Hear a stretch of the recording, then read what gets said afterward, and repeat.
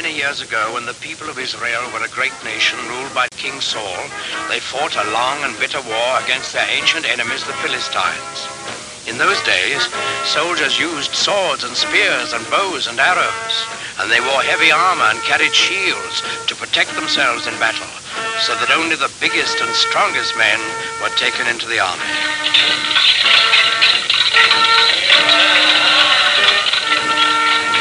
Well, in this war, the Israelites and the Philistines were pretty evenly matched. They fought many hard battles, and each side lost many men, but neither side could completely conquer the other.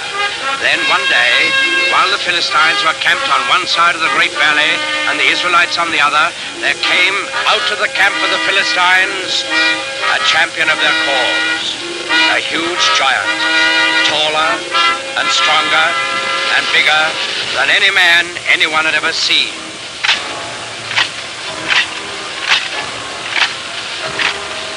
He wore very heavy armor, and his face was fierce and cruel, so fierce and cruel that it would strike fear into the hearts of the bravest.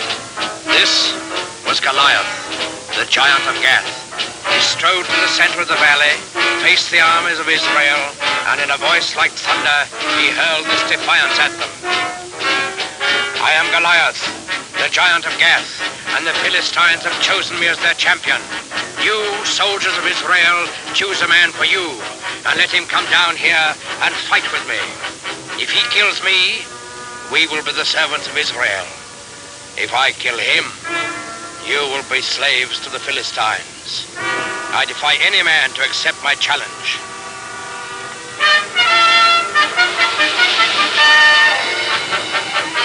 When the men of Israel saw Goliath and heard his defiant challenge, they were afraid, for they had no one to match his size and strength.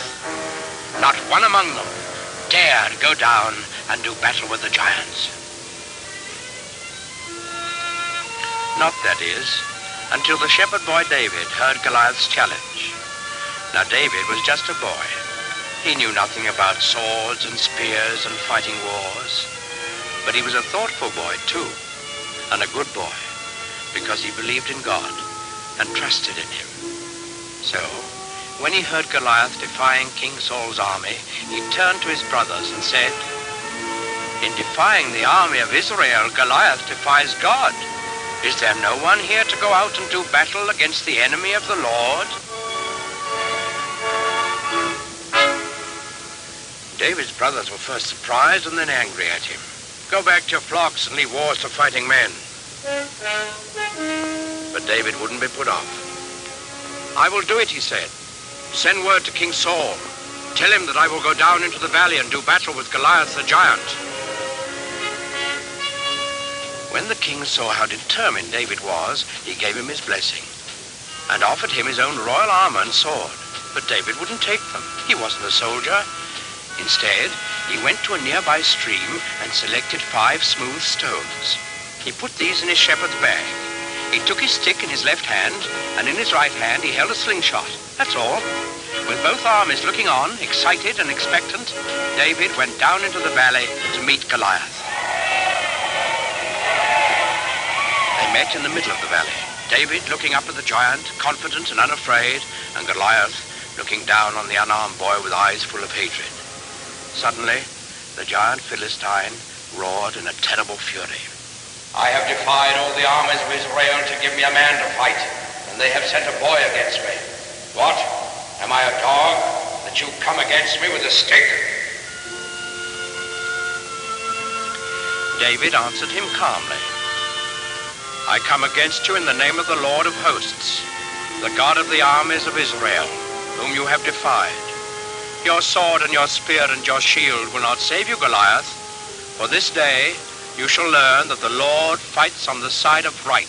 Goliath let out an angry snarl. So be it. Defend yourself, boy. Goliath the giant rushed forward to make quick work of the boy champion of the Israelites. David stood his ground. He reached into his shepherd's bag, took out 1 stone. He fixed it in his slingshot, and he let it fly.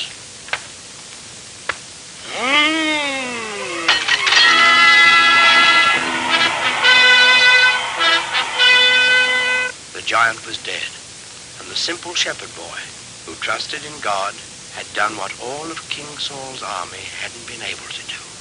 David lifted his eyes to heaven, and he whispered a prayer.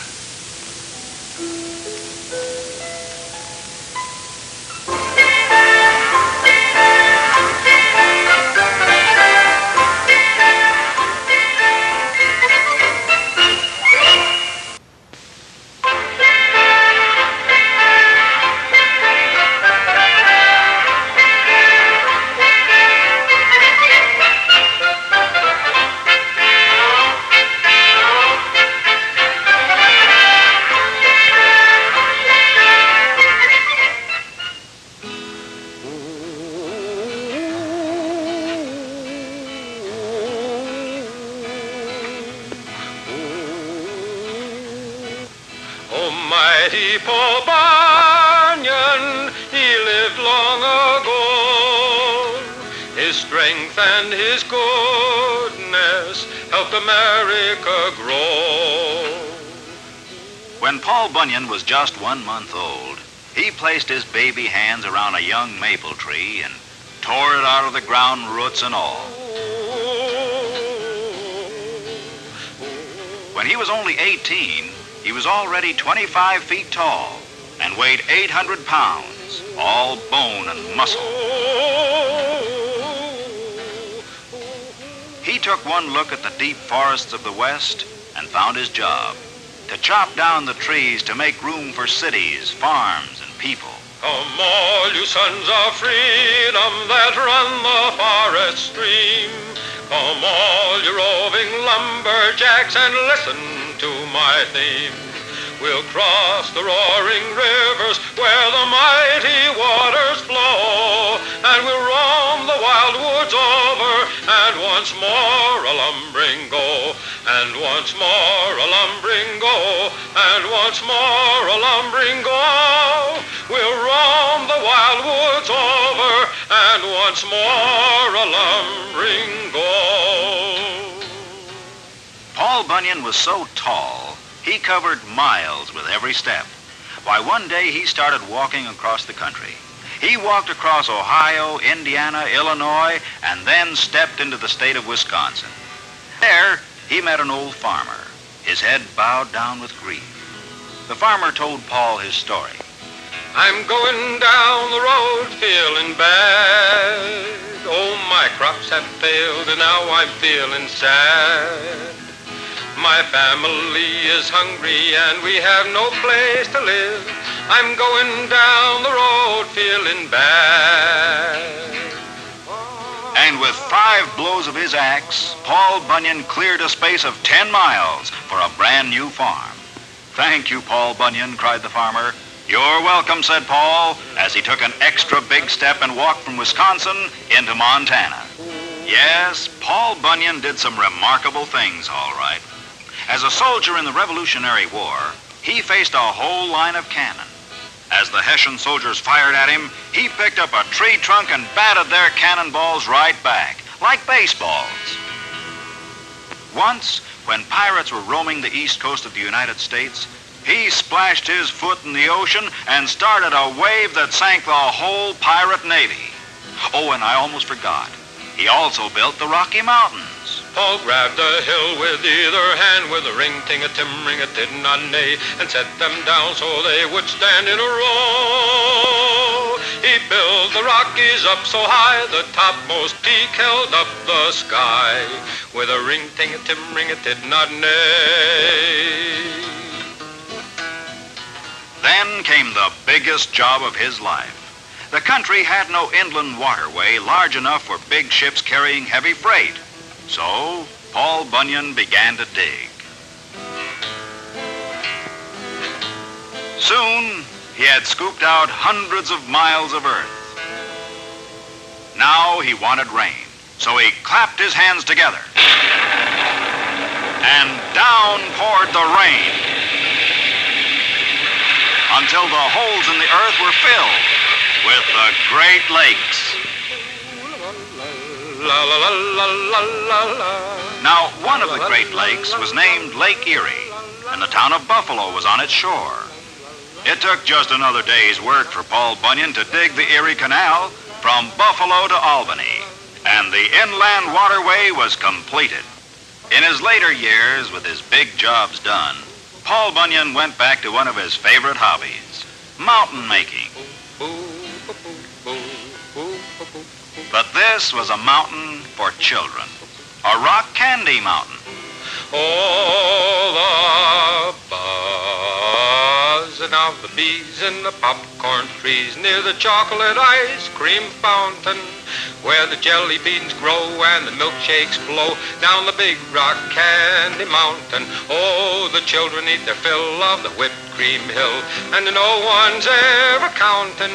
There's so much to eat, life is one long treat on that big rock candy mountain.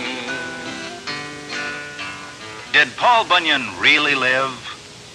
Well, nobody knows for sure. Almighty Paul Bunyan, he lived long ago.